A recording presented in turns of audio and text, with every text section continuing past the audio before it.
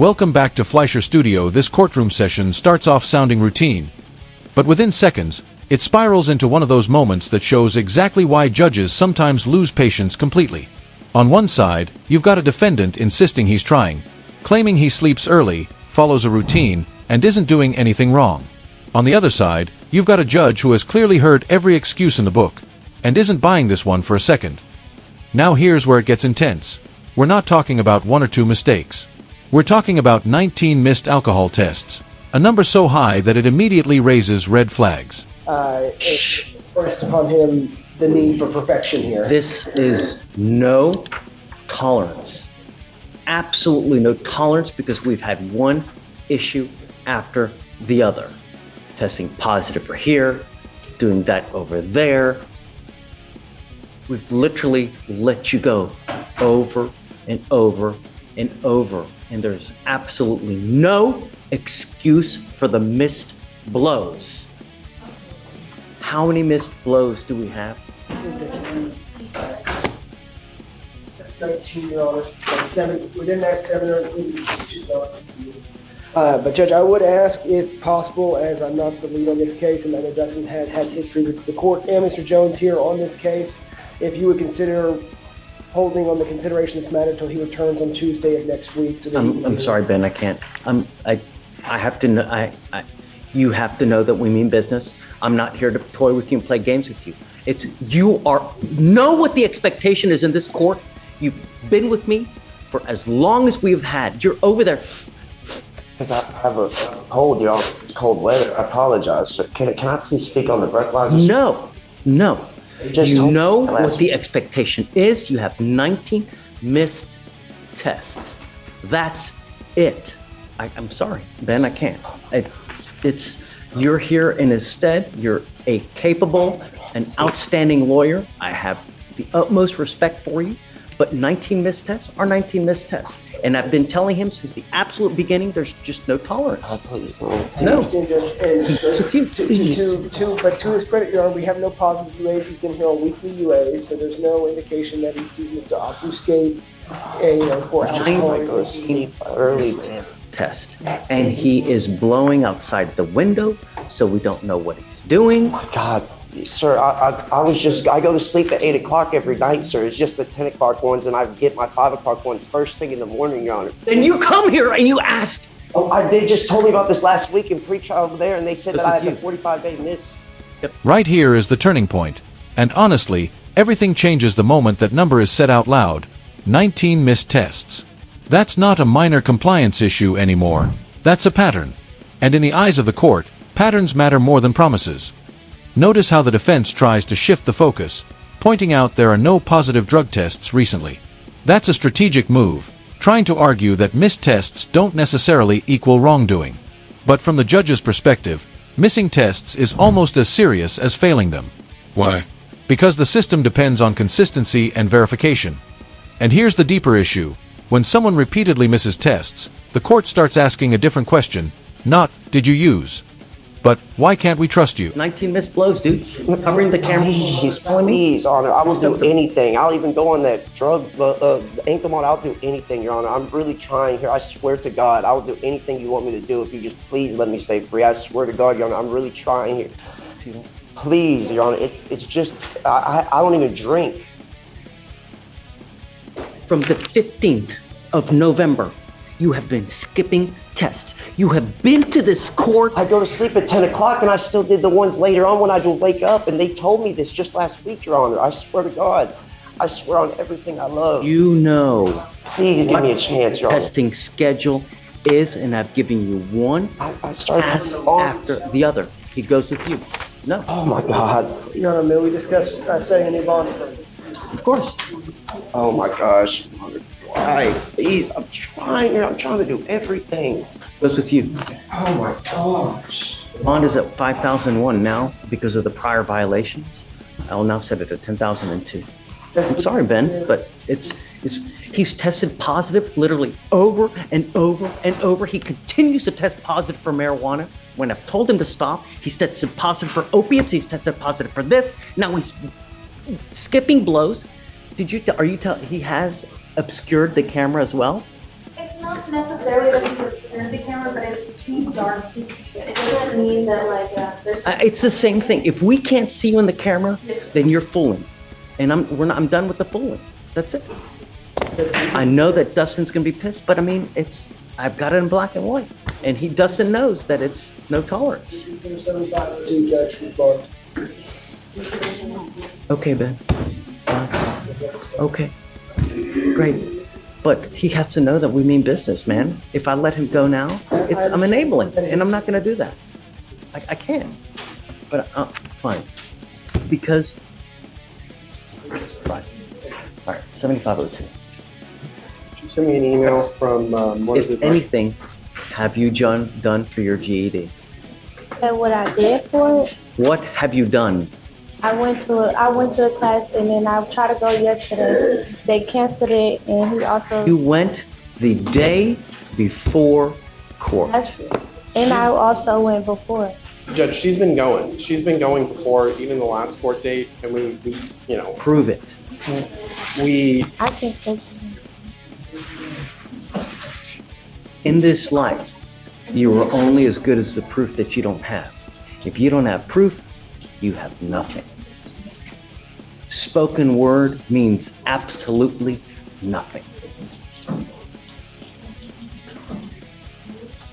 Judge, the instructor, I have an email from him that she sent me saying that she's been going to the classes and that class was canceled on the 4th yesterday. But she did, attempt to go to class. So she's been going. She did already take a test, and this is the one where she did fail the first test. So she's been working on it. It's not enough. I mean, here we are. How many resets have we had? We've had 1, 2, 3, 4, 5, 6, 7, 8, 9, 10, 11 resets since May. You're now in December. You have had 5 to 6 months. Show me the money. Otherwise, it's not going to go well for you today, Ms. Dixon. Show me. 5 to 6 months.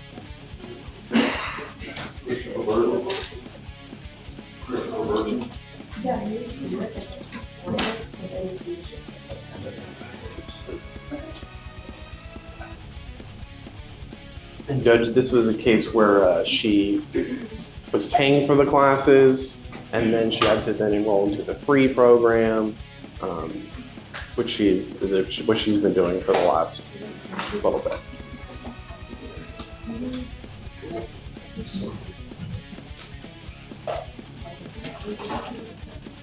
Are you playing Candy Crush? What's going on over there? I'm trying to text you. Texting who? The instructor. Like what I'm supposed to show you. Because I don't have no food. Like I don't have nothing. Tell me what have you done? I went to the class. Okay. Which class did you go The to? GED resource. Okay. And because the way I understand it, there are different modules that you do. You do science, you do language arts, you do math, you do and whatever else it may be. You go through each section, you complete it, take a test, and then when you're done with everything, you take an overall test, and then you get a diploma. That's not. What have you done? Basically explaining on how everything's going to go, and I was going to finish everything else Wednesday when I was going to go, but the class was canceled. Who is the provider that you have? His name was. Grab me a phone number, because I'd like to call them right now. Yes, my name is David Pleicher. I'm a judge here in Harris County. And I have someone that's with me in our court, and she's doing a program with you guys to try to get a GED. I'd like to confirm that's Coriel Dixon.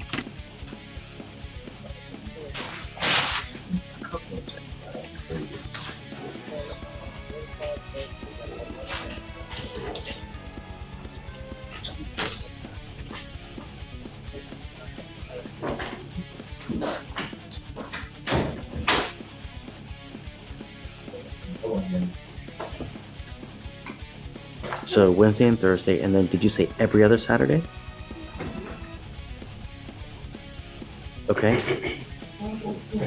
And then, so how does it work as far as getting the diploma? Do you do different classes as far as science, math, and how do you at the end get it?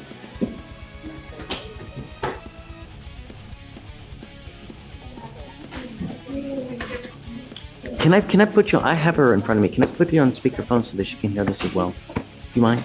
Okay, hold on. So, I've got him. Okay, Hello? Mr. Jackson? Order in the court, please. Okay, tell me, how goes it? So, yeah, it's kind of twofold. They take an assessment. Based on that assessment, it allows me to know where the student is as far as their grade level in math and in reading. Based on that, they go on 2 tracks. And so one track is like a probation where we're just literally working on kind of some elementary reading and math skills. Okay. Or a GED track where they're ready for GED concepts. And so, yeah, and I usually just go from there. I work with my GED students individually, and How long does the process take? And how long can we expect it? Well, so that's honestly kind of a loaded question, depending on where they fall. I believe Corey scored pretty well. Great. So yeah, and I work with people that have gotten the GED in 3 weeks. I work with people that got the GED in 2 years. Oh, yeah. I can't do 3 years. That's too much. Well, I know, I'm kidding. No, I understand that. She's been faithfully attending, though? Yay or nay? Yes. Okay, great. And with some consistency, 3 to 4 months, maybe less. That sounds great. That's just me ballparking. I'd like to stick with it because I think at the end of the game, our goal here is that she ends with that diploma. And I think that would be a win for everybody. I'm calling you. I want to make sure that everything's going well, that she's attending, faithfully attending and doing well. And it sounds like you're saying that this is what's been happening. Yes. Great.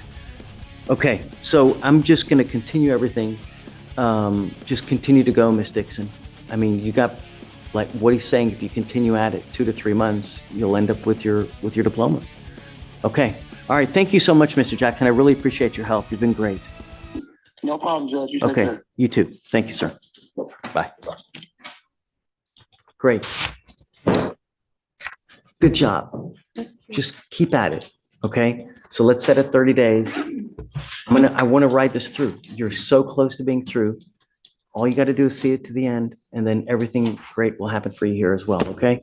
This is where emotion fully enters the courtroom, and you can hear the desperation in his voice. He's not arguing technicalities anymore. He's pleading, promising, offering anything just to stay out of custody. But here's the uncomfortable truth.